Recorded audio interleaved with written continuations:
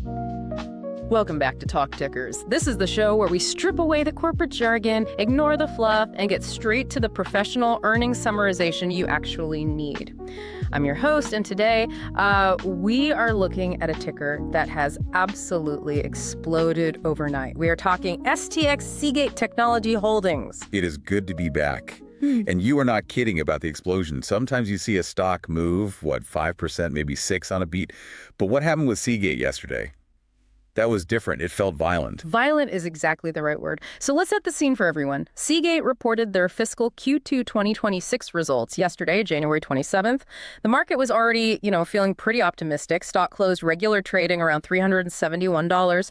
But then the numbers hit the tape and the stock just ripped. I mean, we're talking a move of roughly $36. Pushing it up nearly 10% to sit right around $408? Exactly. And for a legacy hardware player that makes, spinning magnetic disks, that's a massive move. Right. We aren't talking about some volatile software startup here. This is an industrial giant moving like a crypto coin. Right. And the theme here isn't just a beat. It feels heavier. The headline I keep seeing, and what we really need to unpack, is this idea of a supply shock. We are looking at a scenario where they are, effectively sold out. But before we get to the shortage, and I know you have a lot to say on that, let's just quickly run the headline numbers. Let's do the math first. Okay, top line. Revenue came in at $2.83 billion. The consensus on the street was sitting at $2.77 billion. So a clear beat. And that's up 21.5% year over year. And 7% sequentially. That 21% year over year figure, that's the signal, right? That tells you the down cycle is officially dead. Dead and buried. And the bottom line followed right along. It did. Non-GAAP earnings per share came in at $3.11. Street was expecting, $2.96? So they beat by 15 cents. And that EPS number's up 19% just from the last quarter. Yeah. But look, those are great headline numbers, sure. But I want to stop you there. Yeah. Because if we just look at revenue and EPS, we are missing the real story. What I find absolutely fascinating, and frankly, what justifies this stock price, is the profitability profile.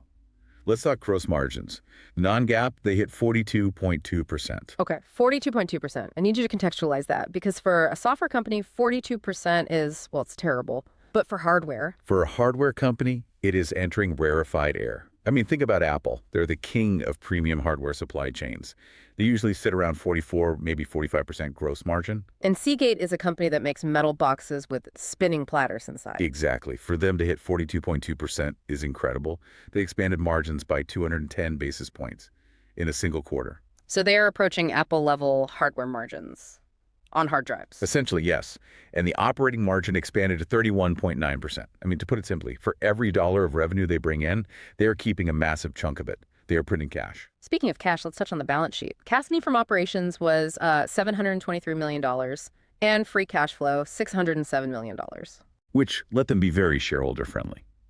They declared a dividend of 74 cents per share, but I think more importantly, they retired $500 million in exchangeable notes. So paying down debt. Aggressively. While funding a major tech transition, that's a flex. Okay, financials are rock solid. We get it. But let's get to the part of the call that I think really caused that 10% spike. Let's talk about the sold out narrative. There was one quote from management that it hit me like a ton of bricks. I know exactly which one you mean. They stated, clearly and unequivocally, nearline capacity is fully allocated through calendar year 2026. Let's just pause on that. We are in January 2026, and they are saying, if you want a high-capacity drive, don't even bother asking. We are booked solid until next year. Before we analyze the impact, let's maybe define nearline for listeners who think we're talking about the drive in their laptop. What is nearline capacity? Good catch. So, nearline. It refers to the massive high-capacity hard drives used in data centers. Think of the internet in tiers. You have the hot tier, that's your SSDs, flash memory, data you need in microseconds. Yeah. Very expensive. Right. Then you have the cold tier tape storage in a mountain somewhere. Nearline is the warm tier. It's the warehouse. It's where Instagram stores your photos from 3 years ago. It needs to be accessible, but it really needs to be cheap to store. That's what Seagate sells.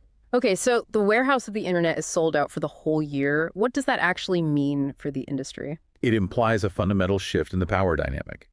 The customers here are the hyperscalers, your Amazon AWS, Microsoft Azure, Google Cloud. For the last decade, these buyers held all the cards. They could squeeze Seagate on price. Now, the tables have completely turned. The buyer becomes the beggar. In a way, yes. I mean, put yourself in the shoes of a CIO at a hyperscaler right now. You have billions of dollars of NVIDIA GPUs arriving at your loading dock. You've signed massive power contracts. But if you can't get the physical storage, that billion-dollar AI cluster is bottlenecked. The hard drive becomes the critical path. Exactly. And when you are the critical path for a trillion-dollar AI rollout, price sensitivity just evaporates. They're prioritizing supply assurance over price negotiation. Management even noted that orders for the first half of 2027, a year from now, are expected to open soon. They are booking slots for 2027 already. They have to. The customers are realizing if they don't book storage now, they physically will not have the hardware to operate next year. It's strategic urgency. This brings up an interesting point about contracts. They mentioned LTAs, long-term agreements. They said 2026 pricing is locked, but 2027 is still open. And this is the hidden gem in the report. 2026 revenue is great, but the pricing is set. But because the shortage is so acute, when they sit down to negotiate 2027 pricing, Seagate has tremendous leverage. They aren't asking for a price, they're likely going to dictate the price. That is a powerful position to be in, but I want to pivot to why they are winning. I have to play devil's advocate here. Is this just the market booming, or is Seagate actually doing something special? We need to talk about the moat, specifically HAMR heat-assisted magnetic recording. This is where the physics gets cool. We've been hearing about HAMR for, 5 years now? It always felt like vaporware. Is it finally real? It is not just real, it is scaling. During the call, they gave a very specific update on their HAMR-based platform, Mozaic 3 plus Pressure.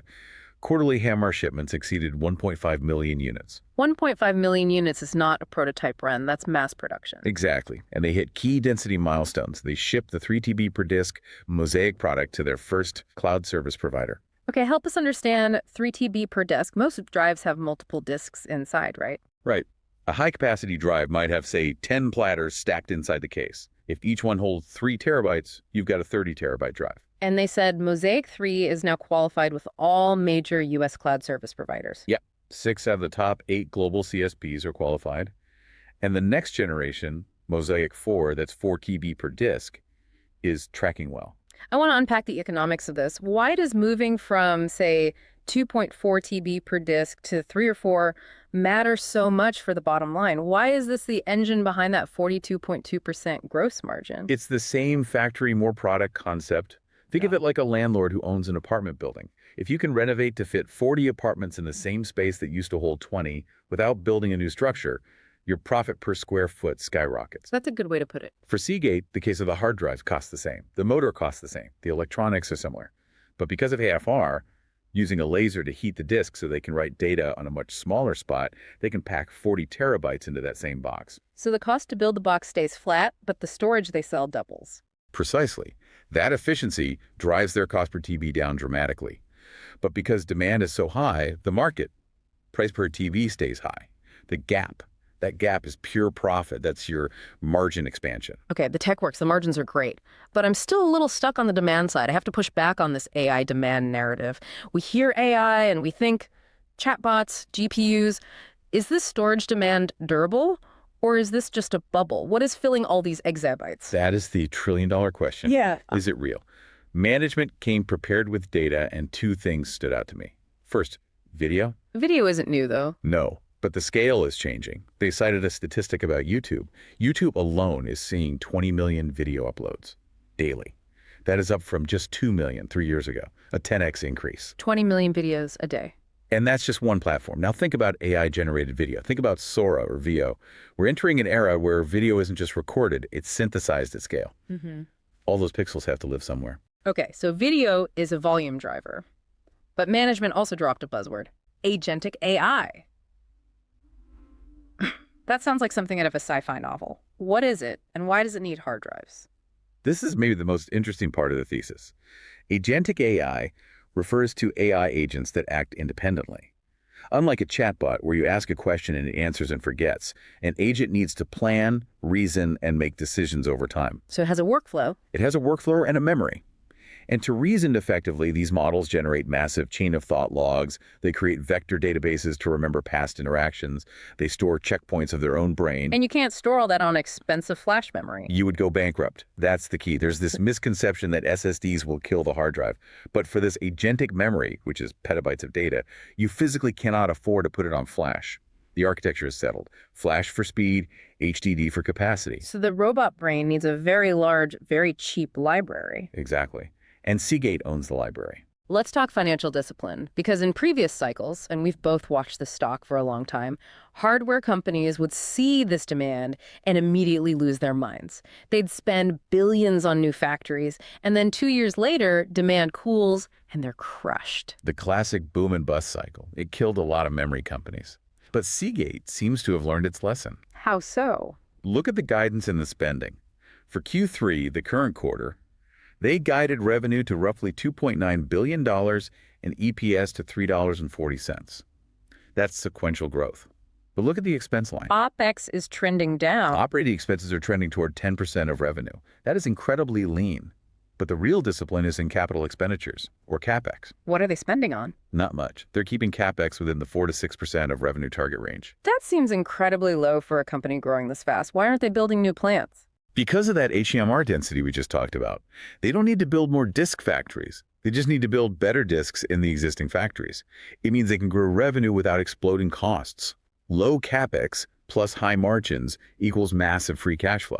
So they're prioritizing cash generation over reckless expansion, which is what investors want to hear. It's a mature management team just maximizing the cycle. All right, we've established the fundamentals are incredible. The stock is at all-time highs, over $400. Supply is effectively zero.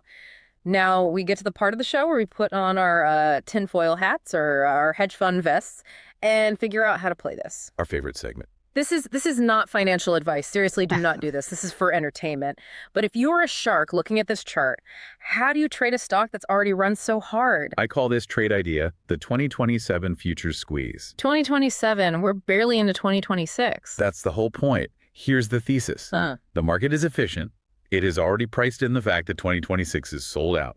Everyone knows that revenue is locked. Okay, so 2026 is priced in. But the market has not priced in the pricing power of 2027. Since the order book isn't officially open, Wall Street analysts are modeling conservative pricing. Maybe flat pricing, maybe standard deflation. But you think pricing goes up? I think it explodes. When that 2027 order book opens in a few months, Seagate is the only game in town for 4 TB per platter drives. The hyperscalers have no other option. The bet is they will force a massive price hike. This stops being a hardware play and it becomes a monopoly utility play. So how do you trade it? You don't just buy the equity, you look at LEPS. Define LEPS for us. Long-term equity anticipation securities. Basically, options contracts that don't expire for a year or more. You'd look at deep out-of-the-money LEPS for January 2027. So you're betting on a volatility expansion. Exactly. You are buying a lottery ticket that pays out if and only if Seagate forces a margin breakout next year. If gross margins move from 42% to, say, 45% on a pricing spike, the EPS that implies gives you a stock price well over $500. That is aggressive. You're basically leveraging a leveraged bet on a supply shortage. It's sharky, but that's where the alpha is. I have to throw the wet blanket on this, though. This whole idea assumes the competition, like Western Digital, can't step in. They also make hard drives. Can't they just flood the market? That is the risk. If Western Digital executes perfectly on their own tech roadmap, they could relieve the pressure.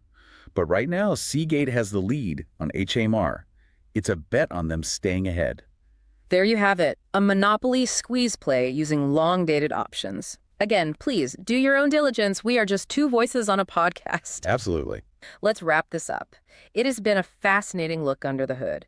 To recap the bull case, record revenue, margins hitting that 42% mark, sold out through 2026, and the tech transition is actually working. And they are doing it while paying down debt. It's a very clean story.